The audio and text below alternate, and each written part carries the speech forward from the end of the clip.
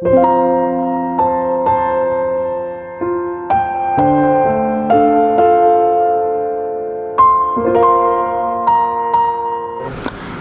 jumpa lagi dengan saya di Kelavos Sukacita. Saya akan memberkati saudara firman Tuhan. Namun sebelumnya mari kita berdoa. Bapa, kami mengucap syukur dan kami berterima kasih atas kebaikan-Mu dalam kehidupan kami. Beri kami firman-Mu terus tersingkap, terbuka bagi kami, agar kami mampu hidup seperti apa yang Kau inginkan. Amin. Bagian bacaan firman Tuhan, Kitab Wahyu pasal 20 ayatnya yang ketiga, demikian bunyi firman Tuhan. Lalu melemparkannya ke dalam jurang maut, dan menutup jurang maut itu dan memeteraikannya di atasnya, supaya ia jangan lagi menyesatkan bangsa-bangsa sebelum berakhir masa 1000 tahun itu. Kemudian daripada itu ia akan dilepaskan untuk sedikit waktu lamanya. Demikian jauh bacaan firman Tuhan. Pencinta Kelavos yang diberkati oleh Tuhan, ketika Yesus mati di kayu salib, firman Tuhan berkata, iblis kepalanya telah diremukkan.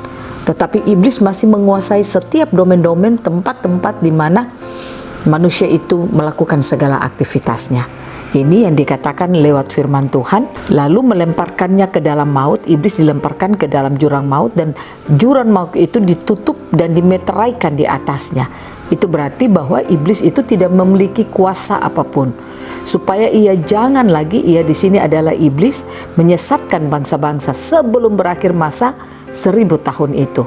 Kemudian daripada itu dilepaskan untuk sedikit waktu lamanya.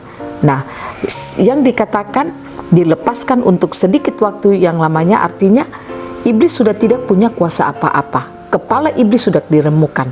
Tetapi iblis masih menguasai setiap domain-domain seperti tadi saya katakan, tempat di mana manusia melakukan aktivitas. Itu berarti bahwa tipu muslihat iblis masih ada di dalam kehidupan tempat di mana manusia itu tinggal. Nah, oleh karena itu kita jangan mau untuk kehidupan kita ditipu oleh tipu muslihat iblis. Nah, oleh karena itu pastikan setiap saudara dan saya, kita harus membangun kesadaran kita akan kehidupan Kristus yang telah kita miliki dalam hidup kita. Saudara dan saya sudah memiliki roh Kristus, dan firman Tuhan berkata roh di dalam kamu lebih besar dari roh yang ada di dunia ini.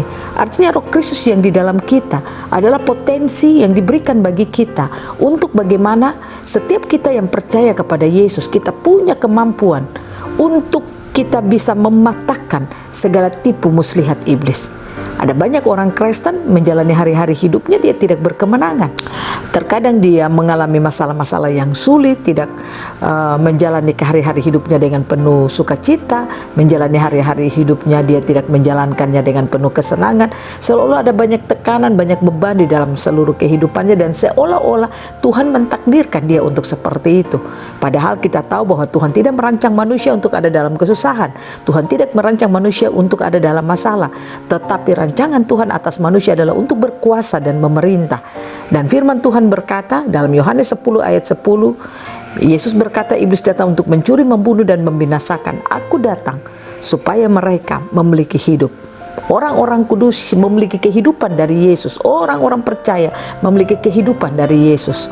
Kehidupan ilahi Allah itulah potensi yang diberikan bagi setiap orang percaya untuk kita punya kemampuan mengalahkan segala tipu muslihat iblis. Nah, oleh karena itu mari kita belajar untuk terus membangun kesadaran kita. Di dalam kita sudah ada roh yang berkemenangan, roh yang telah mengalahkan kuasa iblis, roh yang menjadi potensi Allah bagi hidup saya untuk bagaimana saya berkemenangan di tengah dunia ini.